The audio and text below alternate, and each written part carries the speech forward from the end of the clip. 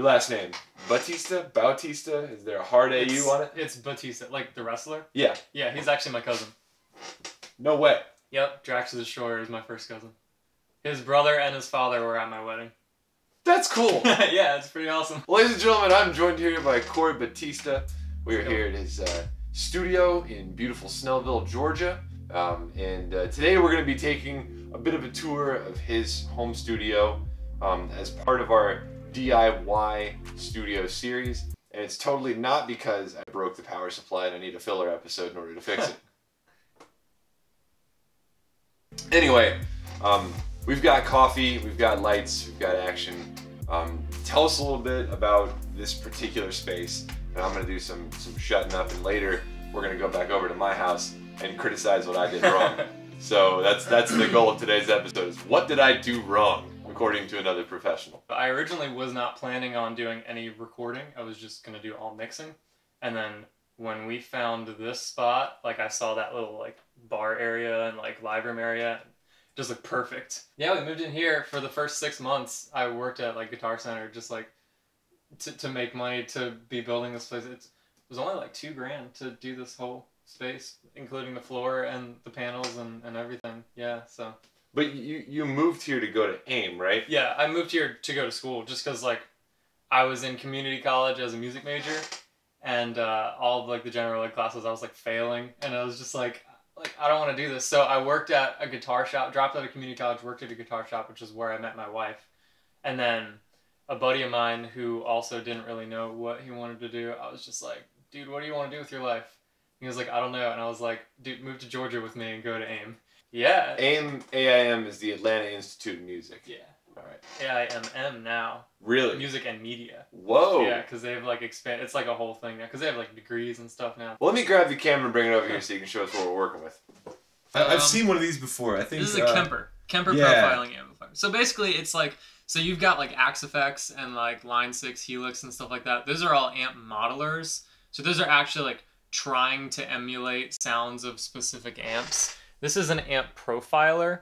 So basically what you do is you'll set up an actual amp, dial in a tone that you want, and then this sends like crazy alien noises through it and captures the sonic profile of that exact amp with that exact mic in that exact room with those exact settings. It comes with like 350 profiles that it starts with, which in my opinion is way too much. Like I'm never going to go through all these profiles and figure out what sounds good, but you can buy profiles from like insane producers, and so that's what I did. I just bought a bunch of profiles that I know are going to sound great. This is just a DI box, so I can capture just a clean guitar signal without any amp effect on it. I'm currently running a like 2015 MacBook Pro, which I need to upgrade my computer soon. It's a Focusrite Claret 8 Pre. It's pretty standard. It's like $800. And then this is a Focusrite Sapphire, or no, Scarlett Octo Pre. And it's just 8 more channels of just very, very basic preamps, just so I can record drums. Because if I only had 8 inputs, then recording drums would be not as fun. And then I have a 100-foot snake that's running from my live room. And I kind of have it like laid all along the walls to be able to come through. I had to like drill holes in the wall and like put those plates right there in order to get the snake into this room and be able to shut the door while I was recording. Well, now wait a minute. What the hell is this thing? This is the amplifier for these Amphion monitors. So your speakers are passive? Yes, these are passive Whoa, speakers. Whoa, hold on a minute. Yeah, these are like... I've heard about this company. Hella expensive, man. Just these speakers alone are $3,000. What? The amp itself that's on the floor is $1,300. And the cables that are going from the amp to the speakers are $350 for the pair. It's insane. I've heard a lot of pros tell me that cables are snake oil. What is your opinion on that? So I don't know. Like, I don't have experience with cables to know if they're snake oil or not. I've heard many big names that I respect say that cables do make a difference. Does it have any DSP in it or room correction? Or is it just a straight up solid state amp? Yep. Okay. Yeah. Tell me a little bit about your treatments, because they don't look like the ones I'm normally used to seeing when I'm in a studio. They look a bit fatter, if you know what I mean. Yeah, like it's just really a wooden frame with Owens Corning 703 fiberglass insulation inside. The insulation is 6 inches thick, but the actual panel is around 8 inches thick. So there is an air gap between when the insulation ends and when the wall is, and that increases the low end absorption. So it's good to have an air gap. And for the cloud, I had to like screw the 2 frames together and then mount it and then slide the insulation up and then put because this is another like internal frame. So I mean you can, the outside frame is obviously just a frame, and then there's an internal frame that goes all the way on the inside that's like measured exactly for each frame, because like wood is like never perfect. So you have to like get it perfect and in order for it to fit in there and not fall out.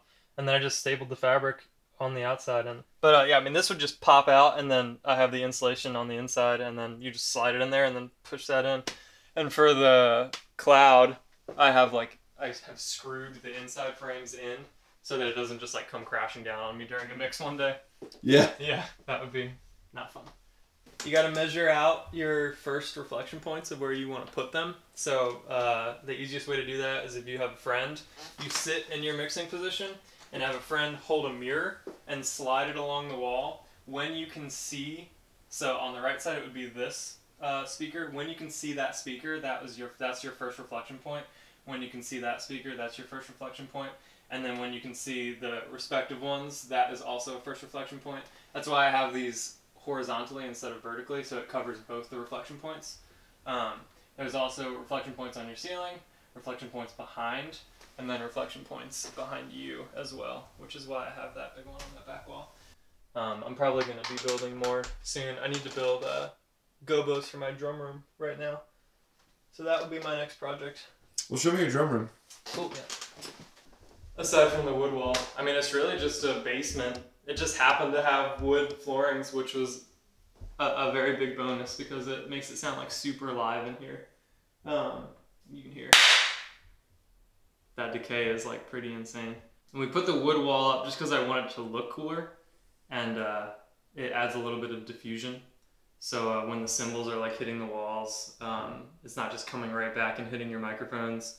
It's kind of like bouncing outwards and like everywhere else. I do have a really cool secret sauce up here in up the steps. I've got 2 room microphones that are mounted, like eternally mounted up the walls. So, neat. Yeah, those things sound so awesome. Like without those mics, that's cool. Yeah. And like when I recorded my first band here, I had them on stands at like the top of the steps, you know? And obviously I live upstairs, my house is upstairs. And so I usually leave the drum set up overnight. And in order to get up the steps, I literally had to like slide through and like not touch them. And so I was like, there's gotta be a better way. So I just found those little brackets and anchored them to the wall. And now they're stuck up there. That's killer. Yeah. And like, dude, those things are the best. Without those, the drum mix just does not sound as good. Like I said, I lucked out with this house, man, because like there's like a bar area, got a Keurig down here and a microwave, and gotta have the coffee, man. Yeah, seriously, that's absolutely important. And like, you know, when when guitar players are tracking, their hands get all sweaty, I can be like, dude, go wash your hands. The only downside of this place is that there isn't a bathroom down here. That is the only thing that sucks. So like people have to like run upstairs to go to the bathroom.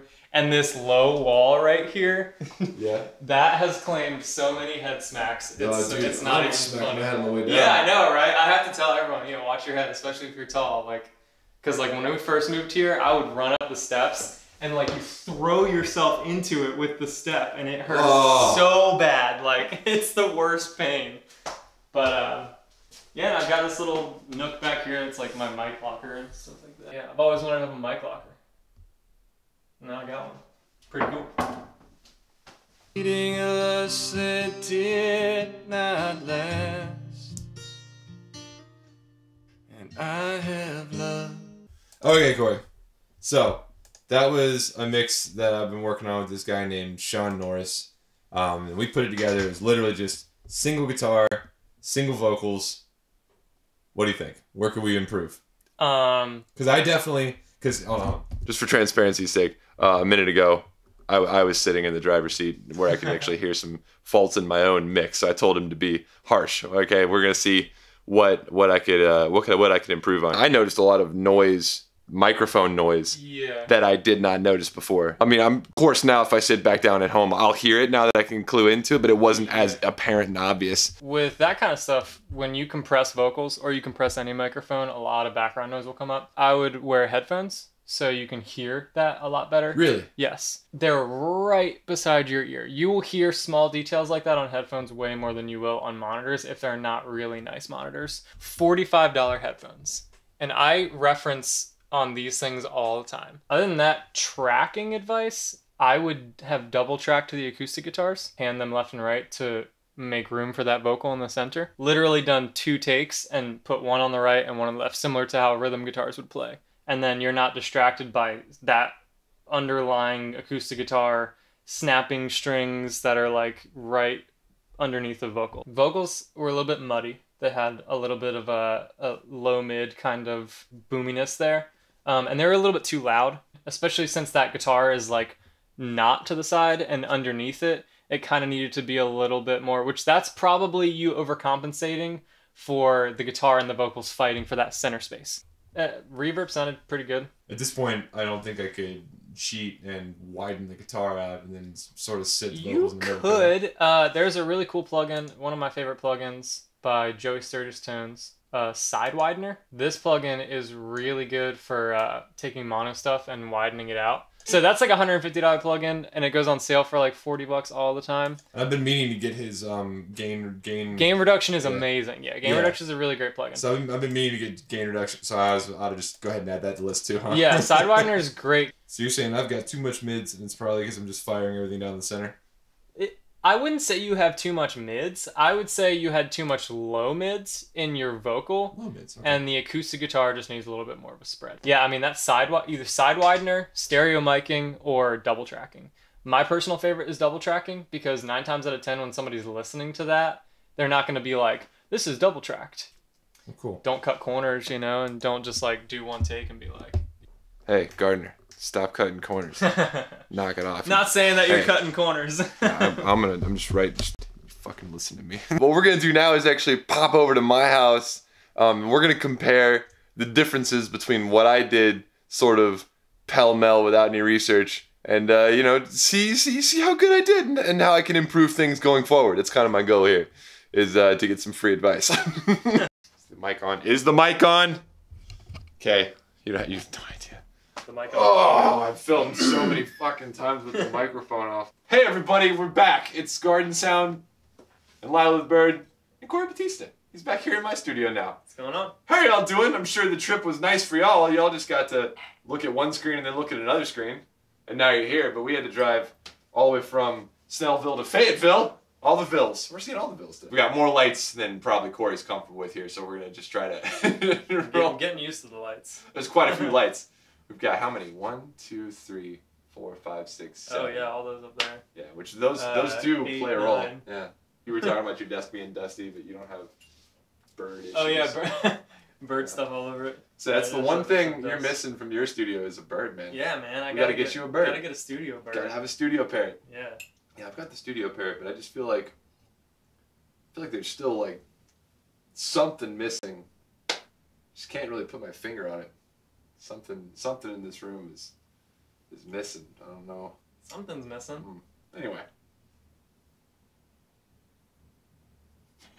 Where we just left off, we were actually listening to a mix that I put together in this room in Corey's room.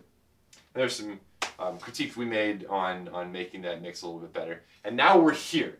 So I'm hoping, now that you've seen what I'm working with here, some of what you were hearing, can you attribute any of that to how I've constructed this room? And really what I'm looking for are pointers for making this space a little bit better. These are rock wool, and there's a difference right there between materials that we've used, because I believe yours were Corning, right? Yep, 703. Okay, so the material in Corey's treatments, which I'll put that up on the screen right now so you guys can see some B-roll of that, were a different material. And it's kind of hard to tell just because it's camera driven, right? But other than the LED rope, this is about, I'd say, 2.5 to 3 inches, and yours were 6 inches deep. Mine were 8 inches. 8 inches deep. So the insulation is 6 inches, but there's 2 inches of air gap between the insulation and the wall. So the wood is 8 inches. The insulation on the inside is 6 inches. Gotcha. Okay. So that's the difference. Another key difference between our two setups is my monitors are on my desk instead of on stands, and they're active. Doesn't make quite a huge difference. Doesn't make a huge difference, but passive monitors are generally more neutral sounding. Yeah. Depending, but also they're affected by the amplifier. So. Right. So if you had a different amplifier, it would color the sound a little bit. Yeah. Right. So. I added this up here, which has been up there for a while, but it was on wire hangers, and now it's actually bolted to the ceiling's joists. On brackets. Yeah, so it's being stood off. And all of these are stood off from the wall by brackets and rubber grommets, really thick rubber grommets. Gotcha. So they're not going to get like any shake or rattle. Decoupling. Right, yeah. What you're doing. Decoupling? Okay. Yeah. The improvements I'm hoping to make to this space are to move this large panel and that large panel into the drum room, which I haven't shown you guys in a while, but really nothing has changed in there in a while.